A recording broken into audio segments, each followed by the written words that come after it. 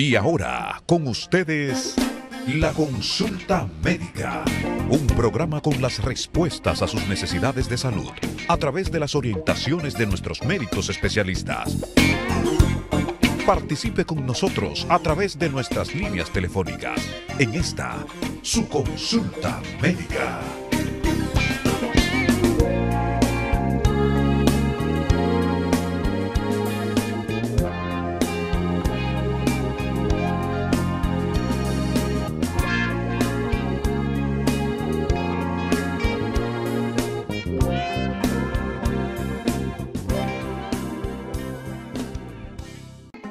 Bienvenidos sean todos a esta consulta médica de hoy. Yo soy Patricio Peralta. Para mí un grato placer poder compartir en sus hogares desde mi casa.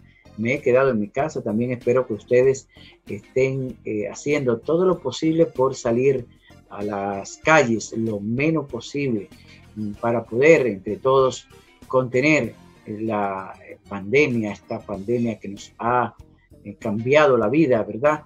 Y que podamos también contribuir para la retención del avance de esta pandemia. En este programa yo quiero compartir algunas de las informaciones más importantes en el orden de la salud que han transcurrido durante la semana y necesariamente en este tema en el que nos veremos envueltos por lo menos durante todo este año, como se ha pronosticado, ¿no?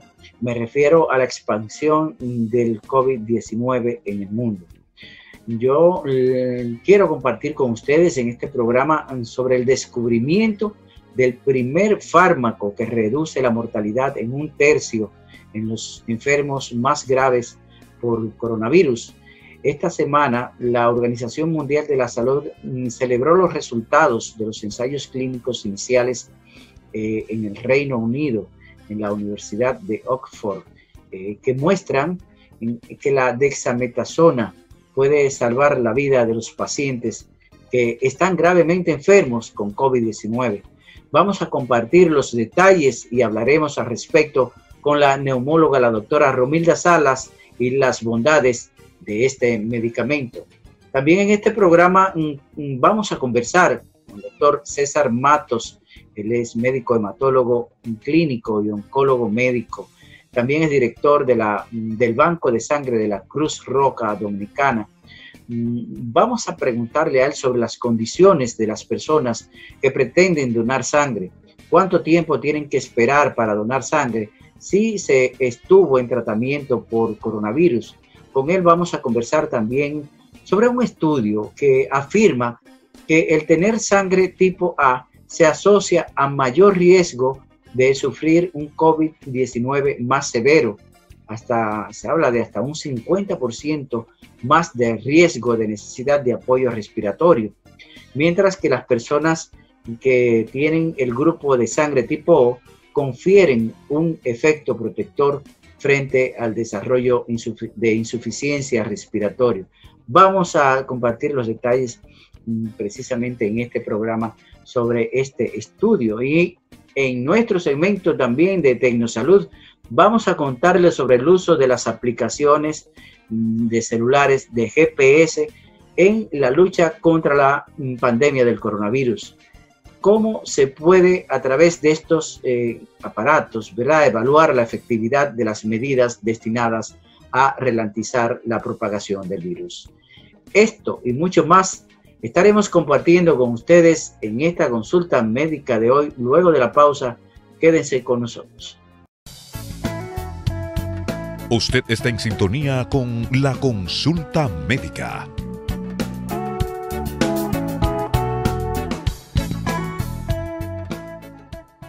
Continuamos en esta consulta médica. Yo soy Patricio Peralta, compartiendo con ustedes desde mi casa. Esta semana la Organización Mundial de la Salud celebró los resultados de los ensayos clínicos iniciales de la Universidad de Oxford, en el Reino Unido, que muestra que la dexametasona puede salvar la vida de los pacientes que están gravemente enfermos con COVID-19. La dexametasona es un esteroide y es el primer medicamento bajo estudio que reduce de manera significativa la mortalidad entre pacientes graves de COVID-19. según los primeros resultados de un gran ensayo clínico publicado recientemente. Vamos a ver el informe cortesía de AFP. Un gran ensayo clínico respalda el tratamiento con este esteroide para los...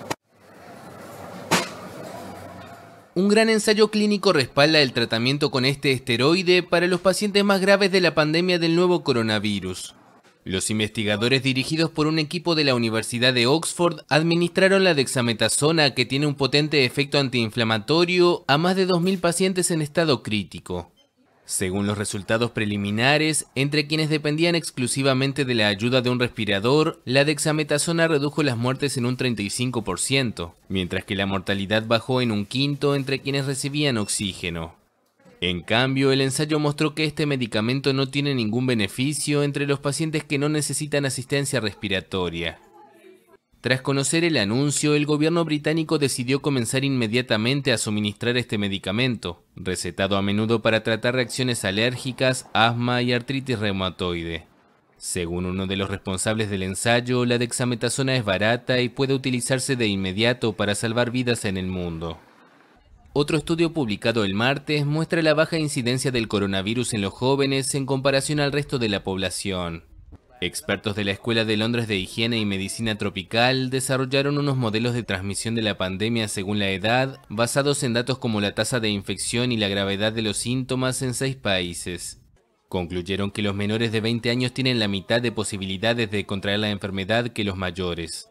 Los investigadores sostienen además que solo 1 de cada 5 jóvenes de entre 10 y 19 años pueden presentar potencialmente síntomas, comparado con los 7 de cada 10 entre los mayores de 70.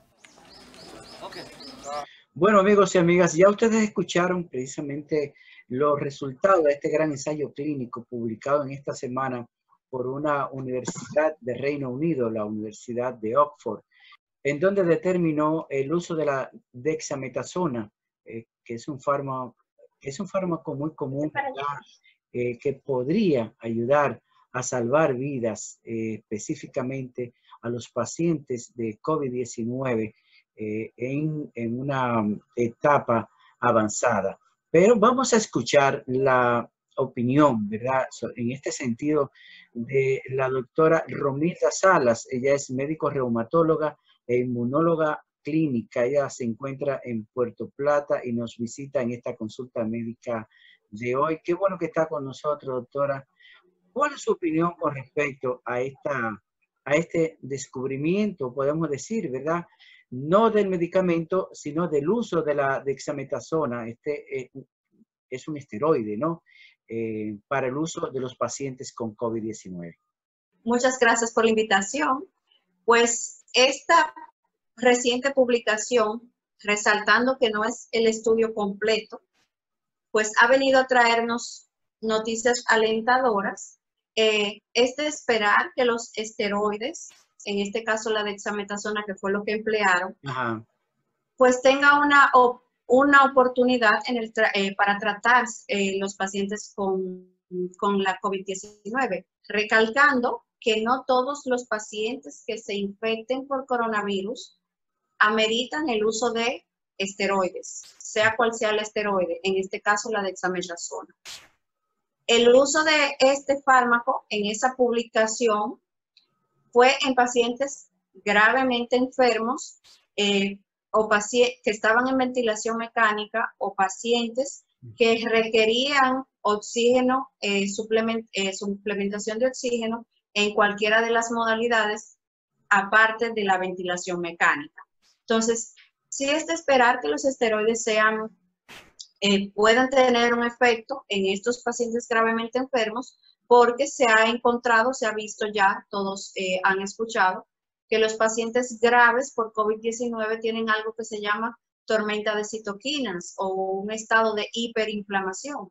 Entonces, los esteroides se han empleado para la tormenta de citoquinas asociadas a otras enfermedades, como en algunas enfermedades reumáticas que pueden presentar esta variedad de respuesta hiperinflamatoria.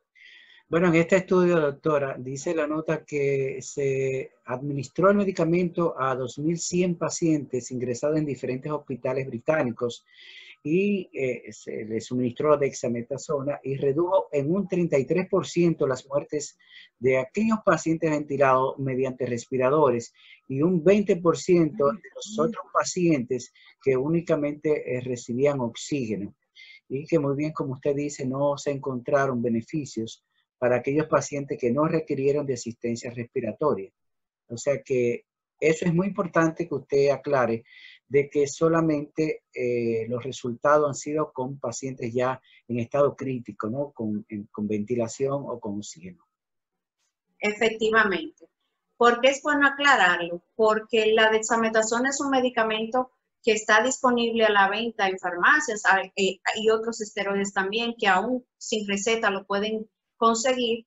Y es bueno informarle a la población que no todos los pacientes van a requerir esteroides, en este caso dexametasona, para que no vayan a farmacias a abastecerse del medicamento para prevenir.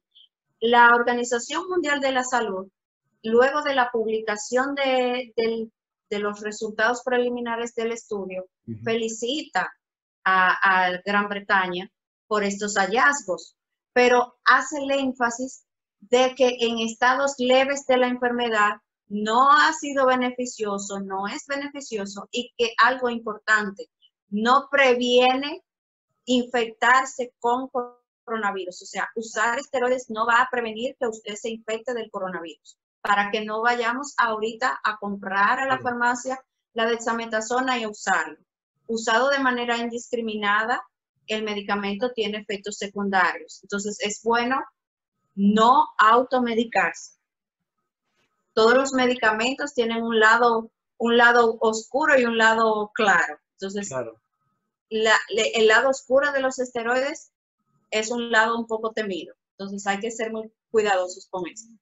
Y entonces, aquellos pacientes que realmente no necesitan la dexametasona, cualquier otro esteroide y se lo estén aplicando, y bueno, que tenga que ver con el COVID-19 o no. También tengo entendido que este medicamento se utiliza para problemas de articulaciones, inflamaciones en articulaciones. Los ortopedas lo utilizan mucho cuando hay dolores de articulaciones de huesos y ese tipo de cosas, ¿no? Realmente a una persona que se le esté suministrando este medicamento sin necesitarlo, ¿cuáles serían las consecuencias? Como ya mencionaba, o sea, los esteroides tienen su utilización en patologías reumatológicas, oncológicas, hematológicas. Entonces, dentro de los efectos secundarios por el uso de los esteroides, aún usándolo en una patología, es un efecto que podemos encontrar. Está aumento de la presión arterial, aumento de los niveles de azúcar en sangre. El paciente puede tener retención hídrica, se puede hinchar, es lo que le conocemos como fascie de luna llena cuando se usa por largo periodo de tiempo. Trastornos electrolíticos también, o sea, un sinnúmero de efectos secundarios, resaltando esos que son muy comunes encontrarlo. El aumento de peso, aumento en la vellosidad facial, que es hirsutismo, etcétera, etcétera, etcétera. Y con respecto a su relación con el sistema inmunológico, ¿cómo actúan estos corticoides sobre todo? Los esteroides tienen efectos inmunosupresores, por así decirlo, para que se entienda, duerme nuestro sistema inmunológico, por eso lo utilizamos en enfermedades donde nuestro sistema inmunológico nos ataca, y también tiene propiedades antiinflamatorias. ¿Qué debe hacer o cómo debe actuar un paciente con enfermedad reumatológica? Si este paciente se contagia de COVID-19, realmente cómo debe actuar, ¿verdad? ¿Qué debe de hacer? El paciente con enfermedad reumatológica tiene el mismo riesgo de contagiarse de COVID-19 que comparándolo con una población sana. Lo que nos interesa es saber cuál es el pronóstico respecto a la enfermedad reumatológica si se infecta con la COVID.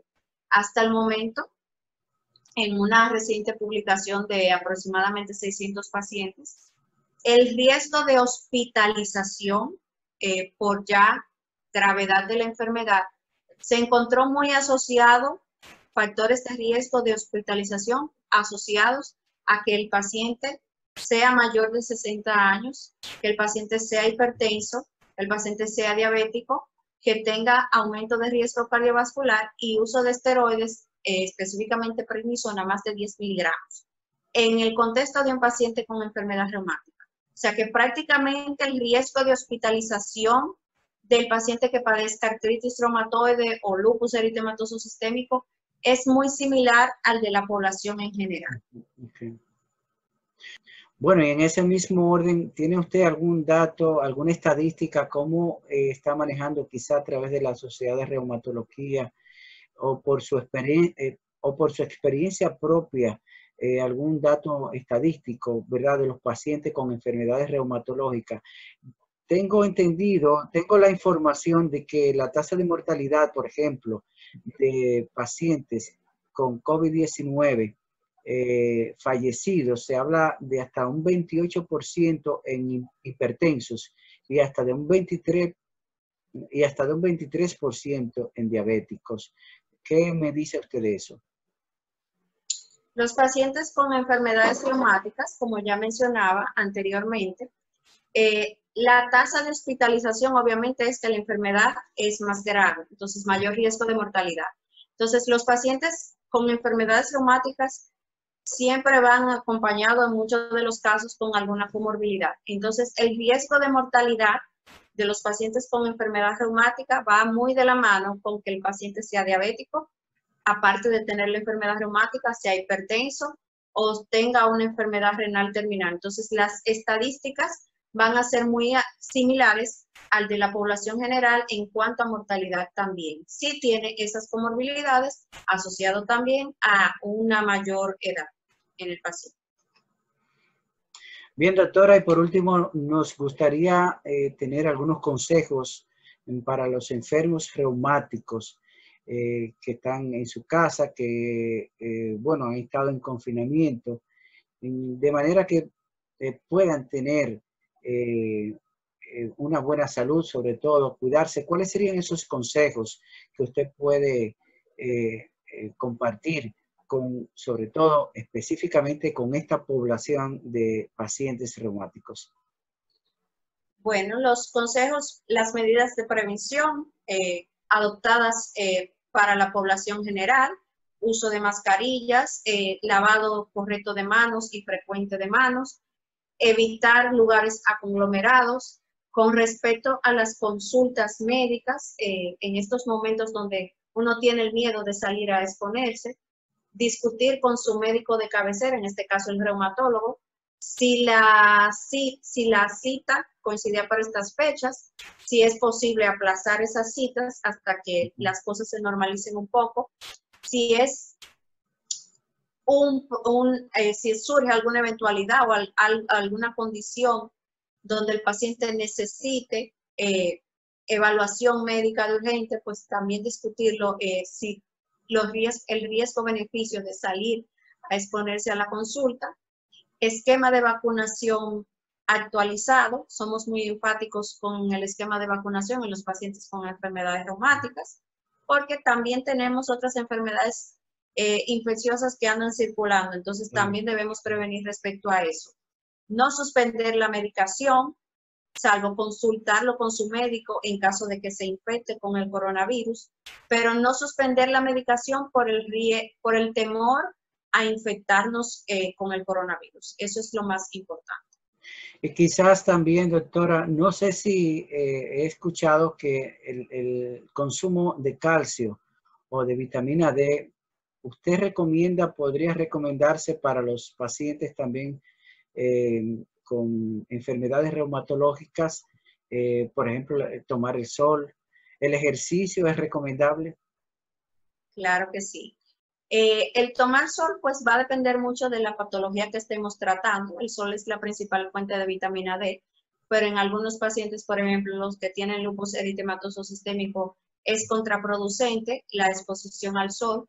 Por lo tanto, es necesario medir niveles de vitamina D en estos pacientes de manera frecuente para determinar si existe deficiencia o insuficiencia y dar suplementación para vitamina D, porque tanto el exceso de vitamina D como el déficit de vitamina D es peligroso para los pacientes. Entonces, es medir niveles de vitamina D para determinar si requiere suplementación o no. Muchos fármacos, como los esteroides que empleamos en las enfermedades reumáticas, pues tienen un riesgo incrementado de lo que se llama osteoporosis inducida por esteroides. Entonces, los pacientes con enfermedad reumática, sobre todo los que usan esteroides, pues tienen requerimientos diarios de calcio suplementario, aparte del de la dieta también. Doctora, y aquellos pacientes que ya se han contagiado, pacientes con enfermedades reumatológicas, si contraen la enfermedad, ¿qué deben hacer? Establecer el grado, es importante estar en contacto con su médico de cabecera, establecer la severidad de la enfermedad. Ya dije, la severidad de la enfermedad en un paciente con enfermedad reumática va a estar muy asociada con los factores de riesgo tradicionales para la COVID-19. Entonces, establecer la severidad de la enfermedad. Si son casos leves, no amerita un ingreso, pues puede permanecer en aislamiento domiciliario, siempre en constante comunicación, que es la clave, la comunicación con el médico. Si ya el paciente tiene síntomas graves que ameriten ingreso, pues obviamente un ingreso hospitalario manejado en este caso, ya sea por el neumólogo o el infectólogo, y obviamente consultar con el reumatólogo para valorar si en ese momento tiene datos de actividad de la enfermedad de base. Bueno, pues hoy estamos conversando con la doctora Romilda Salas. Ella es médico reumatóloga y quisiéramos dejar este último minuto, doctora, si tiene alguna recomendación final. La recomendación va para toda la población en general. Importante saber discernir la información que tenemos disponible en los medios para no alarmarnos, no dejarnos llevar por el sensacionalismo.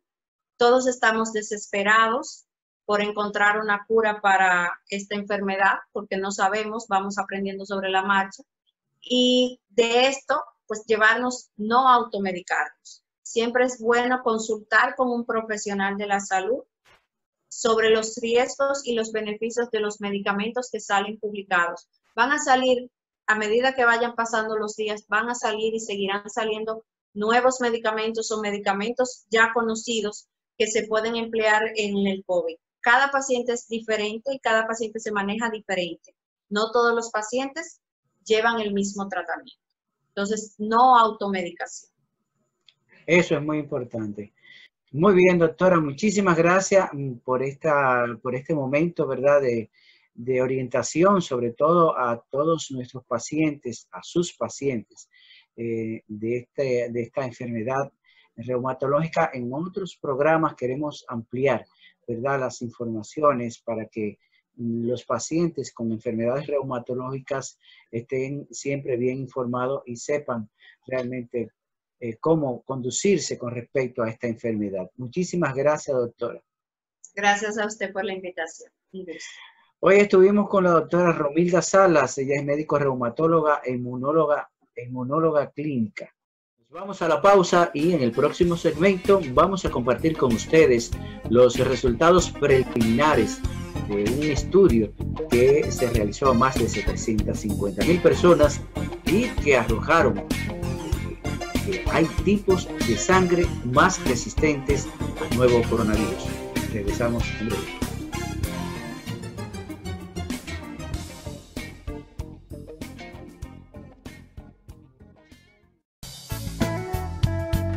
Usted está en sintonía con La Consulta Médica.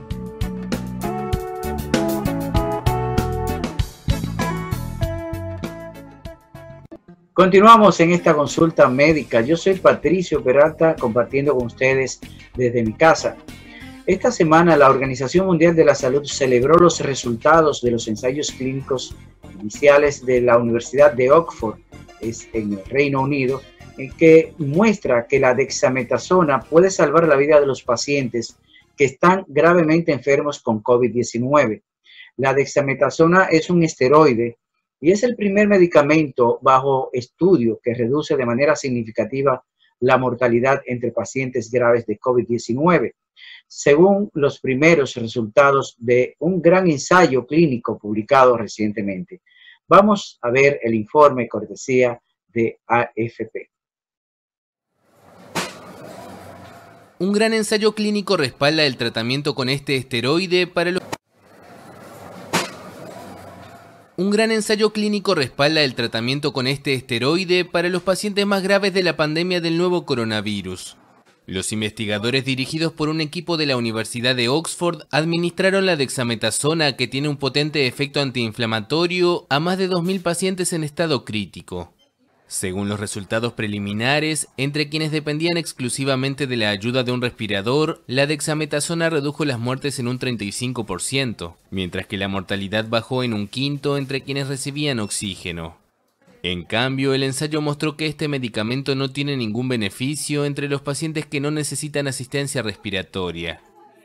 Tras conocer el anuncio, el gobierno británico decidió comenzar inmediatamente a suministrar este medicamento, recetado a menudo para tratar reacciones alérgicas, asma y artritis reumatoide. Según uno de los responsables del ensayo, la dexametasona es barata y puede utilizarse de inmediato para salvar vidas en el mundo.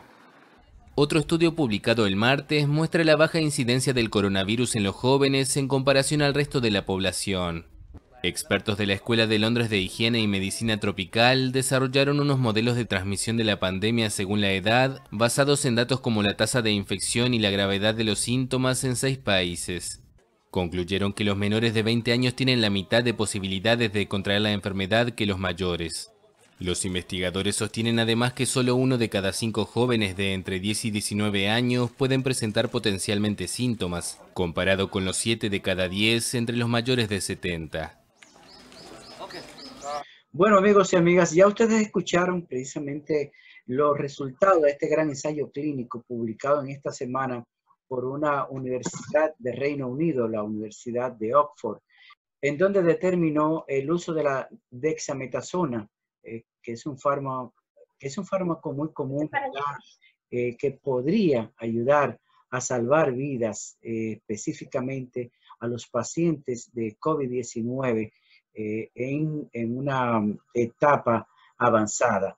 Pero vamos a escuchar la opinión, ¿verdad?, en este sentido, de la doctora Romilda Salas. Ella es médico reumatóloga e inmunóloga clínica. Ella se encuentra en Puerto Plata y nos visita en esta consulta médica de hoy. Qué bueno que está con nosotros, doctora. ¿Cuál es su opinión con respecto a este descubrimiento, podemos decir, ¿verdad?, no del medicamento, sino del uso de la dexametasona? Es un esteroide, ¿no?, para el uso de los pacientes con COVID-19. Muchas gracias por la invitación.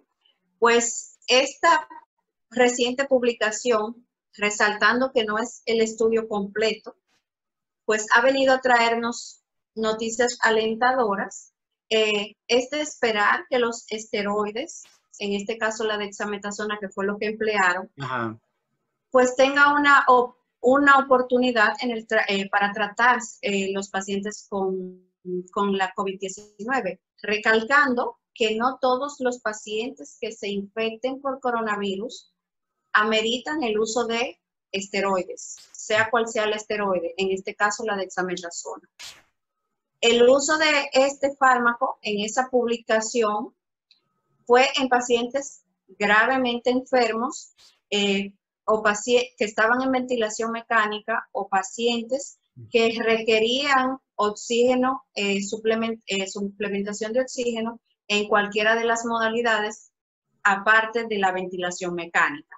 Entonces, sí es de esperar que los esteroides puedan tener un efecto en estos pacientes gravemente enfermos, porque se ha encontrado, se ha visto ya, todos han escuchado, que los pacientes graves por COVID-19 tienen algo que se llama tormenta de citoquinas o un estado de hiperinflamación. Entonces, los esteroides se han empleado para la tormenta de citoquinas asociadas a otras enfermedades, como en algunas enfermedades reumáticas que pueden presentar esta variedad de respuesta hiperinflamatoria.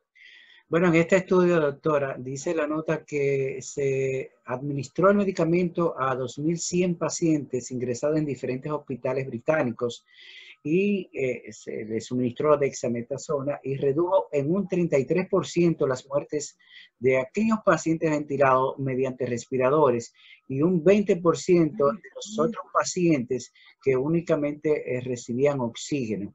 Y que muy bien, como usted dice, no se encontraron beneficios para aquellos pacientes que no requirieron de asistencia respiratoria. O sea que eso es muy importante que usted aclare de que solamente los resultados han sido con pacientes ya en estado crítico, ¿no? Con ventilación o con oxígeno. Efectivamente. ¿Por qué es bueno aclararlo? Porque la dexametasona es un medicamento que está disponible a la venta en farmacias y otros esteroides también que aún sin receta lo pueden conseguir. Y es bueno informarle a la población que no todos los pacientes van a requerir esteroides, en este caso dexametasona, para que no vayan a farmacias a abastecerse del medicamento para prevenir. La Organización Mundial de la Salud, luego de la publicación de los resultados preliminares del estudio, felicita a Gran Bretaña por estos hallazgos, pero hace el énfasis de que en estados leves de la enfermedad no ha sido beneficioso, no es beneficioso y que algo importante, no previene infectarse con coronavirus. O sea, usar esteroides no va a prevenir que usted se infecte del coronavirus. Para que no vayamos ahorita a comprar a la farmacia la dexametasona y a usarlo. Usado de manera indiscriminada, el medicamento tiene efectos secundarios. Entonces, es bueno no automedicarse. Todos los medicamentos tienen un lado oscuro y un lado claro. Entonces, claro. El lado oscuro de los esteroides es un lado un poco temido. Entonces, hay que ser muy cuidadosos con esto. Y entonces, aquellos pacientes que realmente no necesitan la dexametasona, cualquier otro esteroide y se lo estén aplicando, y bueno, que tenga que ver con el COVID-19 o no. También tengo entendido que este medicamento se utiliza para problemas de articulaciones, inflamaciones en articulaciones. Los ortopedas lo utilizan mucho cuando hay dolores de articulaciones de huesos y ese tipo de cosas, ¿no? Realmente a una persona que se le esté suministrando este medicamento sin necesitarlo, ¿cuáles serían las consecuencias? Como ya mencionaba, o sea, los esteroides tienen su utilización en patologías reumatológicas, oncológicas, hematológicas. Entonces, dentro de los efectos secundarios por el uso de los esteroides, aún usándolo en una patología, es un efecto que podemos encontrar. Está aumento de la presión arterial, aumento de los niveles de azúcar en sangre. El paciente puede tener retención hídrica, se puede hinchar, es lo que le conocemos como fascie de luna llena cuando se usa por largo periodo de tiempo. Trastornos electrolíticos también, o sea, un sinnúmero de efectos secundarios, resaltando esos que son muy comunes encontrarlo. El aumento de peso, aumento en la vellosidad facial, que es hirsutismo, etcétera, etcétera, etcétera. Y con respecto a su relación con el sistema inmunológico, ¿cómo actúan estos corticoides sobre todo? Los esteroides tienen efectos inmunosupresores, por así decirlo, para que se entienda, duerme nuestro sistema inmunológico, por eso lo utilizamos en enfermedades donde nuestro sistema inmunológico nos ataca, y también tiene propiedades antiinflamatorias. ¿Qué debe hacer o cómo debe actuar un paciente con enfermedad reumatológica? Si este paciente se contagia de COVID-19, realmente cómo debe actuar, ¿verdad? ¿Qué debe de hacer? El paciente con enfermedad reumatológica tiene el mismo riesgo de contagiarse de COVID-19 que comparándolo con una población sana. Lo que nos interesa es saber cuál es el pronóstico respecto a la enfermedad reumatológica si se infecta con la COVID.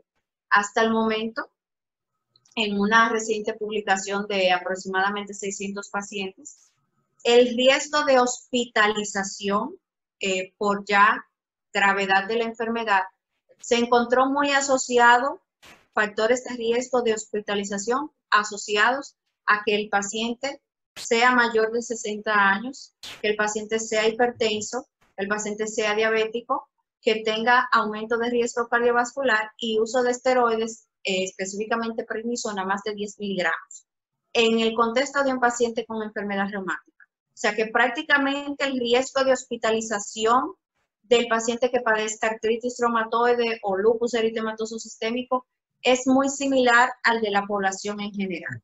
Okay. Bueno, y en ese mismo orden, ¿tiene usted algún dato, alguna estadística, cómo está manejando quizá a través de la Sociedad de Reumatología o por su experiencia propia, algún dato estadístico, ¿verdad?, de los pacientes con enfermedades reumatológicas? Tengo entendido, tengo la información de que la tasa de mortalidad, por ejemplo, de pacientes con COVID-19 fallecidos, se habla de hasta un 28% en hipertensos y hasta de un 23% en diabéticos. ¿Qué me dice usted de eso?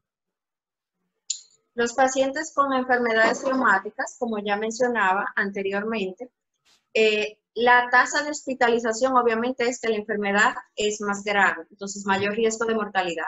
Entonces los pacientes con enfermedades reumáticas siempre van acompañados en muchos de los casos con alguna comorbilidad. Entonces el riesgo de mortalidad de los pacientes con enfermedad reumática va muy de la mano con que el paciente sea diabético, aparte de tener la enfermedad reumática, sea hipertenso o tenga una enfermedad renal terminal. Entonces las estadísticas van a ser muy similares al de la población general en cuanto a mortalidad también. Sí tiene esas comorbilidades asociado también a una mayor edad en el paciente.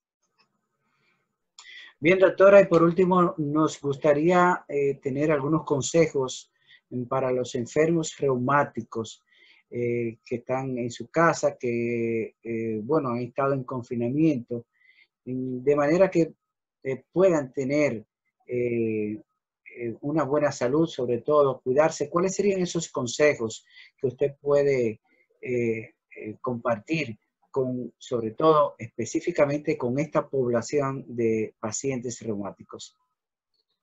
Bueno, los consejos, las medidas de prevención adoptadas para la población general, uso de mascarillas, lavado correcto de manos y frecuente de manos, evitar lugares aglomerados. Con respecto a las consultas médicas, en estos momentos donde uno tiene el miedo de salir a exponerse, discutir con su médico de cabecera, en este caso el reumatólogo, si la cita coincidía para estas fechas, si es posible aplazar esas citas hasta que las cosas se normalicen un poco, si es si surge alguna eventualidad o alguna condición donde el paciente necesite evaluación médica de urgente, pues también discutirlo, si el riesgo-beneficio de salir a exponerse a la consulta. Esquema de vacunación actualizado. Somos muy enfáticos con el esquema de vacunación en los pacientes con enfermedades reumáticas, porque también tenemos otras enfermedades infecciosas que andan circulando, entonces también debemos prevenir respecto a eso. No suspender la medicación, salvo consultarlo con su médico en caso de que se infecte con el coronavirus, pero no suspender la medicación por el temor a infectarnos con el coronavirus. Eso es lo más importante. Y quizás también, doctora, no sé si he escuchado que el consumo de calcio o de vitamina D, ¿usted recomienda, podría recomendarse para los pacientes también con enfermedades reumatológicas, por ejemplo, tomar el sol? ¿El ejercicio es recomendable? Claro que sí. El tomar sol pues va a depender mucho de la patología que estemos tratando. El sol es la principal fuente de vitamina D, pero en algunos pacientes, por ejemplo, los que tienen lupus eritematoso sistémico, es contraproducente la exposición al sol. Por lo tanto, es necesario medir niveles de vitamina D en estos pacientes de manera frecuente para determinar si existe deficiencia o insuficiencia y dar suplementación para vitamina D, porque tanto el exceso de vitamina D como el déficit de vitamina D es peligroso para los pacientes. Entonces, es medir niveles de vitamina D para determinar si requiere suplementación o no. Muchos fármacos, como los esteroides que empleamos en las enfermedades reumáticas, pues tienen un riesgo incrementado de lo que se llama osteoporosis inducida por esteroides. Entonces, los pacientes con enfermedad reumática, sobre todo los que usan esteroides, pues tienen requerimientos diarios de calcio suplementario, aparte del de la dieta también. Doctora, y aquellos pacientes que ya se han contagiado, pacientes con enfermedades reumatológicas, si contraen la enfermedad, ¿qué deben hacer? Establecer el grado, es importante estar en contacto con su médico de cabecera, establecer la severidad de la enfermedad. Ya dije, la severidad de la enfermedad en un paciente con enfermedad reumática va a estar muy asociada con los factores de riesgo tradicionales para la COVID-19. Entonces, establecer la severidad de la enfermedad. Si son casos leves, no amerita un ingreso, pues puede permanecer en aislamiento domiciliario, siempre en constante comunicación, que es la clave, la comunicación con el médico. Si ya el paciente tiene síntomas graves que ameriten ingreso, pues obviamente un ingreso hospitalario manejado en este caso, ya sea por el neumólogo o el infectólogo, y obviamente consultar con el reumatólogo para valorar si en ese momento tiene datos de actividad de la enfermedad de base. Bueno, pues hoy estamos conversando con la doctora Romilda Salas, ella es médico reumatóloga, y quisiéramos dejar este último minuto, doctora, si tiene alguna recomendación final. La recomendación va para toda la población en general. Importante saber discernir la información que tenemos disponible en los medios para no alarmarnos, no dejarnos llevar por el sensacionalismo. Todos estamos desesperados por encontrar una cura para esta enfermedad, porque no sabemos, vamos aprendiendo sobre la marcha. Y de esto, pues llevarnos, no automedicarnos. Siempre es bueno consultar con un profesional de la salud sobre los riesgos y los beneficios de los medicamentos que salen publicados. Van a salir, a medida que vayan pasando los días, van a salir y seguirán saliendo nuevos medicamentos o medicamentos ya conocidos que se pueden emplear en el COVID. Cada paciente es diferente y cada paciente se maneja diferente. No todos los pacientes llevan el mismo tratamiento. Entonces, no automedicación. Eso es muy importante. Muy bien, doctora, muchísimas gracias por este momento, ¿verdad?, de orientación, sobre todo a todos nuestros pacientes, a sus pacientes de esta enfermedad reumatológica. En otros programas queremos ampliar, ¿verdad?, las informaciones para que los pacientes con enfermedades reumatológicas estén siempre bien informados y sepan realmente cómo conducirse con respecto a esta enfermedad. Muchísimas gracias, doctora. Gracias a usted por la invitación. Hoy estuvimos con la doctora Romilda Salas, ella es médico reumatóloga e inmunóloga clínica. Vamos a la pausa y en el próximo segmento vamos a compartir con ustedes los resultados preliminares de un estudio que se realizó a más de 750,000 personas y que arrojaron que hay tipos de sangre más resistentes al nuevo coronavirus. Regresamos en breve.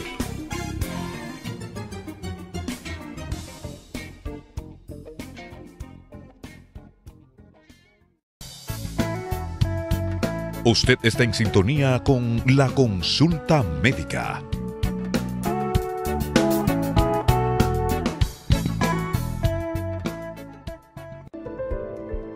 SENASA garantizaremos a nuestros afiliados el acceso a los servicios de salud y atenciones derivadas del COVID-19. Hemos tomado medidas. Ampliamos los servicios de programación de citas para mayores de 60 años que requieran visitar las oficinas. Retiramos el personal de los centros de atención en hospitales y clínicas a nivel nacional. Reforzamos las medidas de higiene para garantizar la salud de nuestros colaboradores y usuarios. Utiliza el app SENASA, los centros de llamadas y el sistema de mensaje automatizado. Para más información, visita nuestras redes sociales o la web www.arssenasa.gov.do. SENASA, nuestra ganancia es tu salud.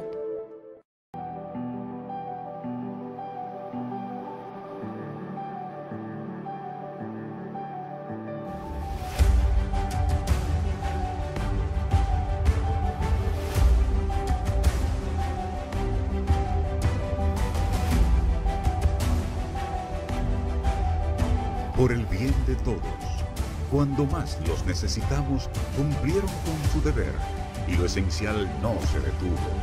Ahora es nuestro deber decidir el futuro de nuestro país, porque para la democracia todos somos esenciales. Este 5 de julio, vota en las elecciones extraordinarias presidenciales y congresuales. Junto a ti, la democracia no se detiene. Junta Central Electoral.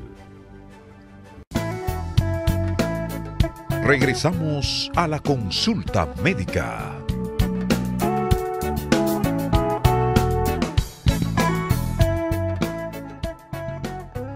Continuamos en esta consulta médica. Yo soy Patricio Peralta y me pregunto por qué algunas personas no perciben siquiera que se han contagiado del COVID-19, mientras hay otras personas que necesitan tratamiento médico y respiración mecánica en último caso, y en el peor de los casos hasta mueren. Esta pregunta y otras queremos conversarla con nuestro invitado de hoy, el doctor César Augusto Matos. Él es médico, hematólogo clínico y oncólogo médico, a quien damos la bienvenida. ¿Cómo está, doctor? Qué gusto tenerlo en esta consulta médica. Muchas gracias, Patricio. Gracias por invitarme a tu programa de mucho prestigio, la consulta médica. Te agradezco la invitación y vamos a ver si se pueden despejar algunas dudas. Sabemos que estamos ante una pandemia mundial con un agente infeccioso viral nuevo. Así es. Que cada día se publican cosas y eso que se publica muchas veces ya es desmentido por las mismas autoridades encargadas de investigar todo este tema de este virus. Pero sí hay especulaciones, hay otras que tienen su base sobre la observación que uno ha tenido en este proceso, y vamos a ver qué nos sigue trayendo las investigaciones. Así es, doctor. Bueno, precisamente en este campo, usted como hematólogo, en este campo de la hematología, quisiéramos saber primero, ante todo, cómo afecta el COVID-19, el coronavirus, algunos órganos o las células del cuerpo, de qué manera se manifiesta. Y tú sabes que este es un agente viral. Nosotros los seres humanos tenemos unas barreras de defensa, una línea de defensa. ¿Qué pasa con este virus? Que la primera línea de defensa es la burla. Pasa inadvertido por la primera línea de defensa y directamente la segunda línea de defensa, que está dada por una célula que se llama linfocitos, que son los productores de inmunoglobulina, una citoquina, que intervienen en lo que es la inmunidad del individuo. Estas citoquinas se aumentan de una manera fuerte, severa, que es lo que secundariamente provoca toda esta sintomatología. Porque ya cuando empieza esta segunda barrera de defensa, la idea no es inactivar el virus solamente. Él inactiva, daña todo este virus y lo que está alrededor del virus, que puede ser cualquier órgano del organismo. Por eso es que hay tanto daño, sobre todo a nivel pulmonar, de este proceso infeccioso, porque es que cuando ya se activan este mal de citoquina de una manera exagerada, pues daña, trata de eliminar al virus, pero se lleva también todo lo que hay de por medio.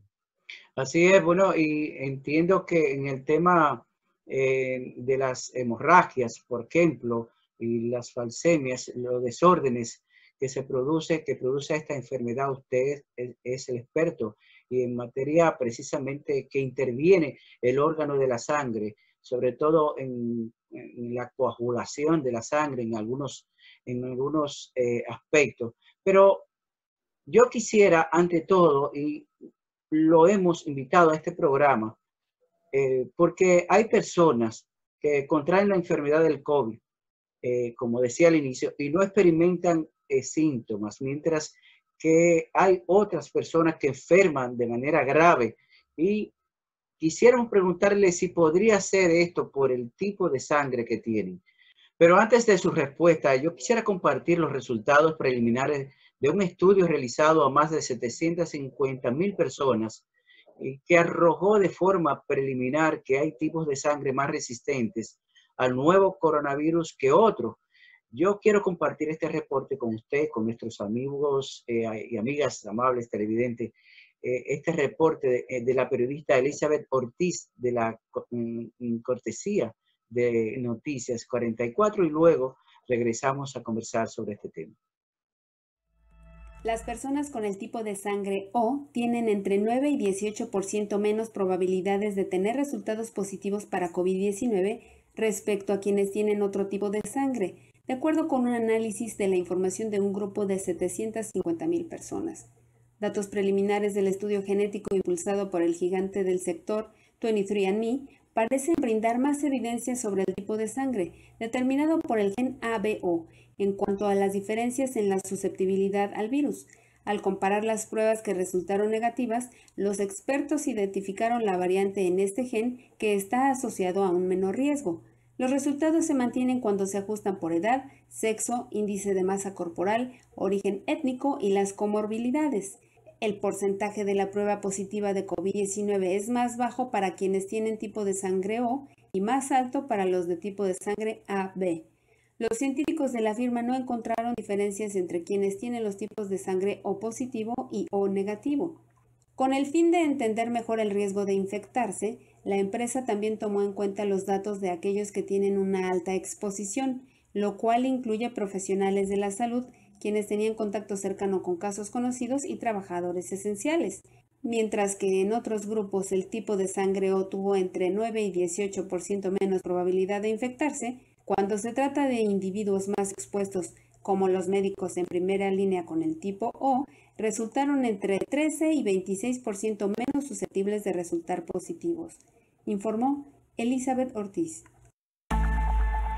Bueno, este es el reporte, doctor, y quisiéramos saber si tiene que ver el tipo de sangre de algunas personas que contraen la enfermedad del COVID y no experimentan síntomas, como le decía al inicio, antes del reportaje, mientras que hay otras personas que enferman gravemente. Y podría ser esto por el tipo de sangre.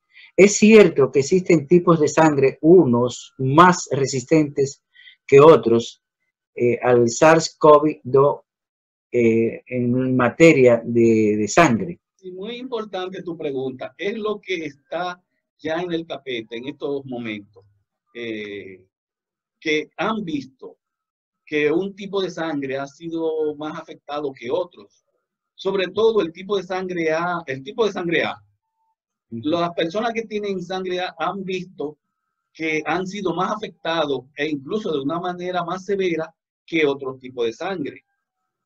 Yo, que dirijo el Banco de Sangre de la Cruz Roja Dominicana, me he puesto también a observar este fenómeno. Debo de señalarte que la sangre que solicitaron al Banco de Sangre para pacientes COVID, la mayoría fueron A, tipo A positiva específicamente, sangre A positivo. Me comuniqué con un colega en España. Estuvimos hablando y dentro de la pregunta que le hizo, él estuvo y está en la primera línea. Está atendiendo pacientes COVID positivo. Me señalaba él que la verdad que es un verdadero drama que se ha estado viviendo allá. Es algo verdaderamente para un galeno sumamente frustrante el ver cómo en masa morían seres humanos, 15, 20 en poco tiempo y volvían y morían más. Y yo le hice esta pregunta: ¿qué creer de la afectación más frecuente del tipo de sangre? Y le señalaba lo que yo he observado aquí. En el banco de sangre de Cruz Roja Dominicana, el mayor tipo de sangre que se buscó y se sigue buscando para estos pacientes es el A positivo, y es así. Y él me señaló que efectivamente en España el tipo de sangre más frecuente afectado fue el A.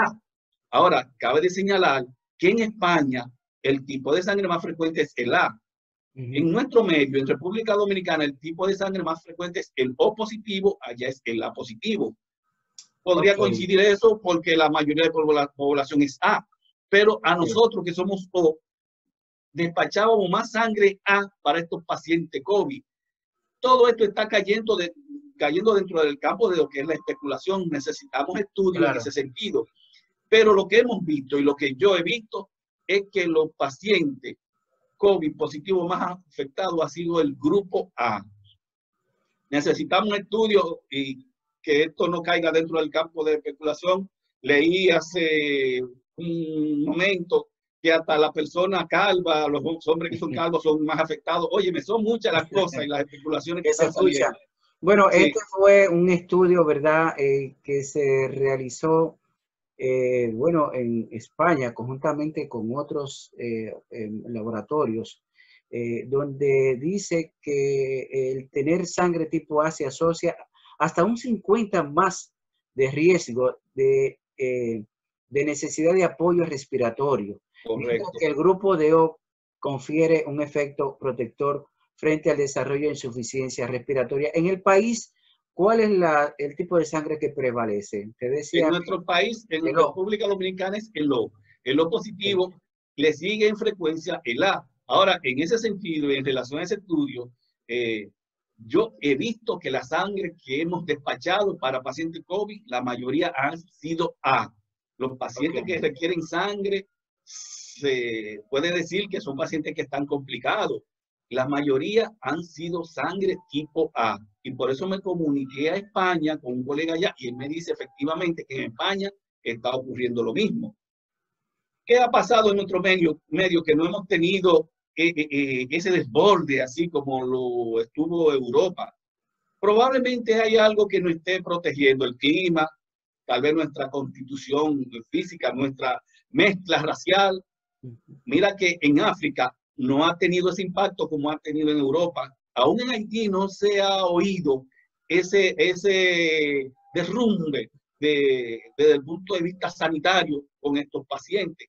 Alguna protección tenemos, o es el clima o es internamente nosotros, que nuestro sistema inmunológico nos protege, o es que el virus es otro tipo de virus que nos esté afectando a nosotros. Pero ese desborde que se esperaba, la verdad que no se ha visto. Y sí se han visto muchos casos de COVID.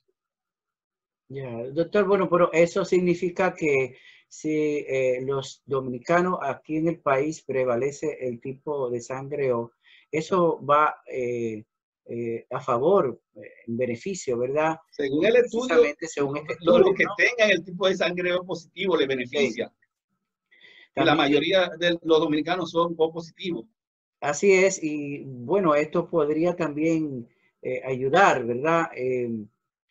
Posibilita identificar grupos de riesgo que necesiten una protección especial en el caso de los tipos de sangre de A o de O, y eso podría ayudar también un poco, ¿verdad?, en la población, identificar quiénes realmente tienen o debemos, por ejemplo, en mi caso, que soy A positivo, protegernos más, ¿no? Porque definitivamente estos estudios definitivamente no son totalmente concluyentes, pero ante una población tan alta de haberse realizado estas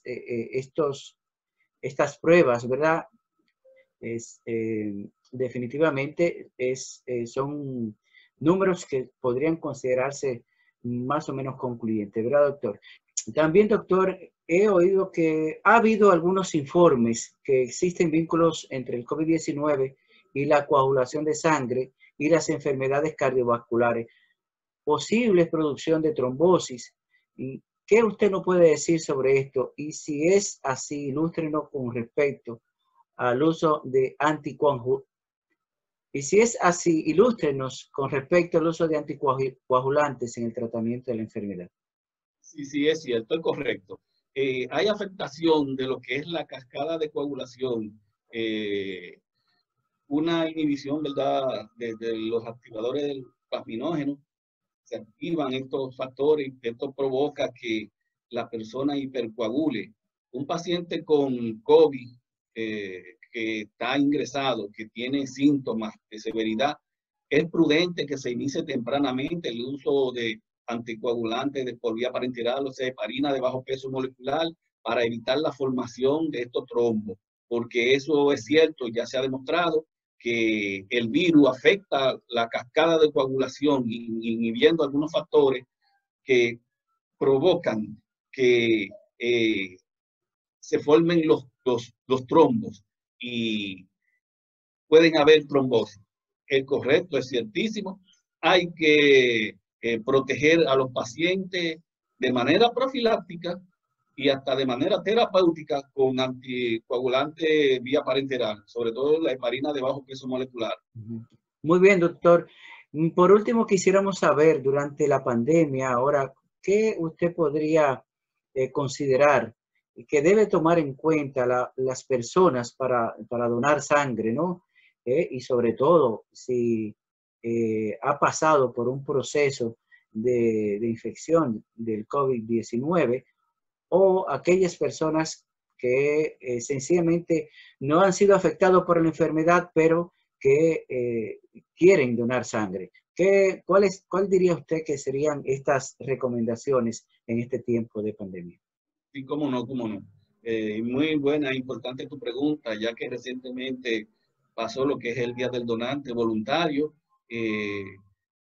Los pacientes que han padecido COVID, después que su prueba está negativa, 30 días después, otros le dan hasta 3 meses después, pero 30 días después, estos pacientes pueden donar sangre y esa sangre, si esa sangre no afecta. Que han salido negativo, ¿verdad? En su última prueba, ¿no? Sí, correcto. Se espera después que sale negativo, por lo menos 30 días después. No se ha demostrado todavía que el virus es transmitido por sangre transfundida, por sangre de banco. No se ha demostrado eso, lo mismo que la malaria. No se ha demostrado que por sangre de banco una persona se afecte de malaria. Así sucede con este agente infeccioso. Le exhorto a la población dominicana que done sangre de manera voluntaria y altruista, que con la sangre donada se pueden salvar 3 vidas, convirtiéndose así en este héroe. Es un héroe anónimo para el que recibe la sangre, pero es un héroe en realidad, que puede salvar 3 vidas. En Cruz Roja estamos tomando todas las medidas de precaución conforme a los protocolos establecidos para que la sangre donada esté libre de cualquier agente infeccioso, contaminante, y dentro de esto está el COVID, el SARS-CoV-2, que es el virus que provoca la enfermedad que se llama COVID-19. Que tengan la certeza y la seguridad que pueden acercarse a la Cruz Roja. La Cruz Roja no cerró sus puertas por este proceso. Tenemos unos héroes que son ese personal de médicos, bioanalistas, personal de limpieza que mantuvieron el banco abierto 24 horas y pudimos suplir en estos casos de emergencia. Por eso te señalo. ¿Cuál ha sido la demanda? La demanda, sí, ha sido muy buena. En los primeros días, la verdad que la donación y la demanda bajó un poco, pero eso fue en unos días. Posteriormente, la demanda aumentó. Y por eso te señalaba que yo he visto que cuando la sangre era para un paciente COVID, era la sangre A positivo, porque el banco no cerró. Entonces, cada vez que venían buscando sangre a alguna persona, era de ese tipo para un paciente afectado de COVID ya ingresado en un centro de salud. Habría que hacer estudios. Esto es todavía especulación. Hay que hacer estudios, porque tú sabes que la primera panacea fue el antimalárico que salió, y ya se ha dicho que ya no sirve para tratar el COVID, pero se usó mucho. Así van cambiando ya los datos y las investigaciones cambian, las percepciones. Pero vamos a ver esta, porque la verdad que es muy coincidente que aquí siendo nosotros la mayoría O positivo, el principal tipo de sangre buscado para COVID sea A, y que en España, que la mayoría son A, la principal sangre usada en estos pacientes fue A. O sea que algo debe de haber por ahí. Muy bien, doctor. Bueno, tiene unos segundos. Si tiene algún último mensaje para todos nuestros amigos y amigas de la consulta médica. Sí, sí, que todos los dominicanos que somos seres conscientes, que nos cuidemos de esta pandemia, que nos llevemos de las recomendaciones dadas, porque es para nuestro bien, que no hagamos esos tumultos en la calle, esas aglomeraciones, porque si es verdad que en estos momentos está descendiendo un poco la curva, puede hacer que se dispare de nuevo, como ha sucedido en otros países. Que nos cuidemos, que no nos aglomeremos en los lugares, que usemos nuestra mascarilla, aún todavía debemos de usarla, y nuestros protectores, y mucha higiene, sobre todo el lavado de manos y de cara, para que así no nos afecte. Y la verdad que hasta que no aparezca una vacuna, estamos expuestos, porque hasta que nuestro organismo no cree los anticuerpos en contra de ese virus, estaremos expuestos. Expuestos todo el tiempo, sí. Así es. Bueno, y depende de cada uno de nosotros, ¿verdad? Que nos cuidemos. Correcto. Y que también cuidemos a nuestros seres queridos, a nuestra familia, porque también está esa responsabilidad. No es solamente que usted pueda, yo, cualquiera, pueda ser contagiado, sino también que podamos seguir contagiando, sobre todo a las personas que más queremos. ¿Verdad, doctor? Muchísimas gracias. Como usted señaló ahorita, como usted señaló que hay personas que tienen el virus, pero no lo saben porque no tienen ninguna sintomatología, y esos son contaminantes. Así que vamos a cuidarnos todos. Gracias por haberme invitado. Muy instructivo programa, la verdad que sí, llevando muchas orientaciones positivas a la ciudadanía, y espero, verdad, que continúe creciendo por mucho tiempo este programa La Consulta Médica. Bueno, hoy estuvimos con el doctor César Augusto Matos, médico hematólogo, clínico y oncólogo médico, director del Banco de Sangre de la Cruz Roja Dominicana, y vamos a continuar con esta consulta médica. Usted está en sintonía con La Consulta Médica.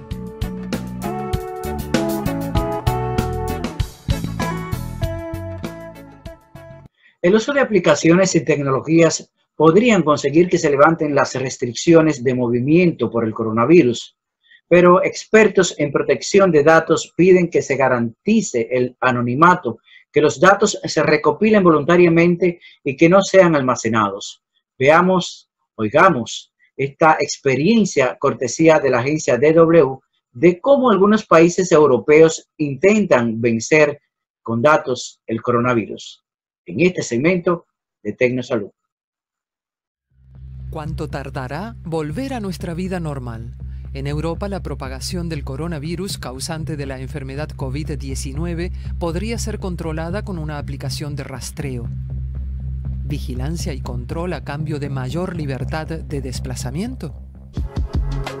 Intentar vencer con datos al coronavirus. Frank Schlosser y su equipo de la Universidad de Humboldt en Berlín analiza los datos de los celulares de las empresas de telecomunicación, todo para evaluar la efectividad de las medidas destinadas a ralentizar la propagación del virus. Lo que nos interesa especialmente es si la movilidad en toda Alemania ha cambiado en el mes de marzo en comparación con una situación normal. Y lo que hemos observado es que la movilidad ha disminuido en un 40%. Menos movilidad se traduce en menos posibilidad de que el virus se propague. Por ello, los científicos quieren analizar nuestros movimientos. Pero los datos de las empresas de comunicación son los de las antenas que cubren una región de un máximo de 2 campos de fútbol. Los patrones de movimiento son aproximados. Más concreto sería si se utilizaran los datos del GPS. Si entiendo bien a los epidemiólogos, la cuestión clave es ver qué personas tuvieron un contacto cercano durante un largo periodo. Y para ese tipo de datos, la información del GPS es inadecuada. La tercera posibilidad sería a través de Bluetooth. Una aplicación para el celular registra la proximidad a otros usuarios.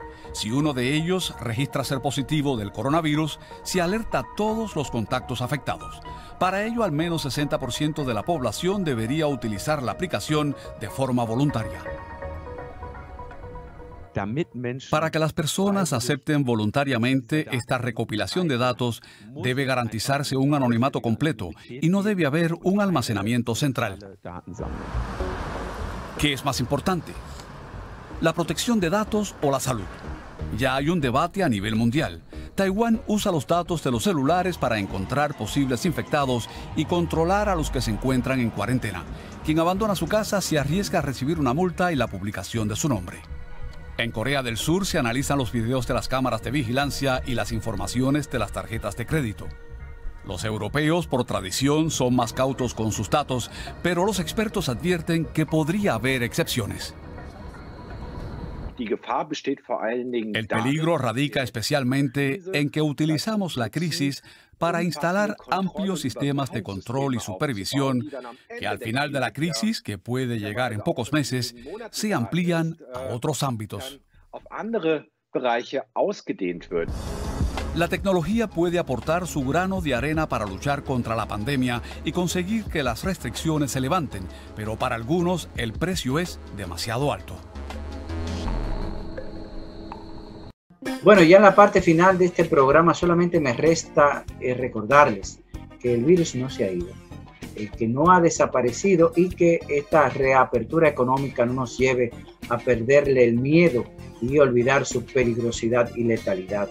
No es el momento de relajarse, debemos continuar viviendo de manera responsable ante esta pandemia que nos ha trastocado la vida a todos. Sigamos en esta covidianidad de manera responsable. Si no tiene usted nada importante por qué salir de su casa, quédese en su casa. Yo me quedo en la mía. Me despido, como dice Quinito, todo el mundo con mascarilla. Una cuarentena, quedándome en casa por esta pandemia que la trajo el COVID con una corona que hace mucho mal. Hasta el próximo programa.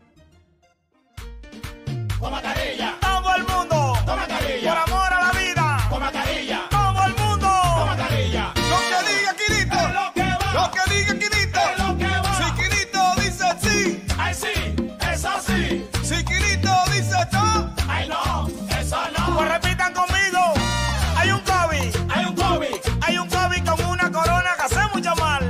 Hay un COVID con una corona que hace mucho mal. Una pande. Una pande. La pandemia que la trajo el COVID con una corona que hace mucho mal. La pandemia que la trajo el COVID con una corona que hace mucho mal. Una cuarentena quedándose en casa por esta pandemia que la trajo el COVID con una corona que hace mucho mal. Cuarentena quedándose en casa por esta pandemia que la trajo el COVID con una corona que hace mucho mal. Mucha gente infectada, todo en cuarentena quedándose en casa por esta pandemia que la trajo el COVID con una corona que hace mucho mal. Infectado todo en cuarentena quedándose en casa por esta pandemia que la trajo el COVID con una corona que hace mucho mal. Hay un loco pidiéndole a Dios que sane a la gente que están infectada todo en cuarentena quedándose en casa por esta pandemia que la trajo el COVID con una corona que hace mucho mal. Hay un loco pidiéndole a Dios que sane a la gente que están infectada todo en cuarentena quedándose en casa por esta pandemia que la trajo el COVID con una corona que hace mucho mal. Y el loco soy yo. Sí, señor. Pidiéndole a Dios. Bendición. Y el loco soy yo. Sí, señor. Pidiéndole a Dios. Bendición. Ya no podemos besar, ya no podemos abrazar, pero es un loco que tú estás. El COVID, al Soli. El COVID, goodbye. Al Soli. Adiós. El COVID, que te cuida. Covidianidad.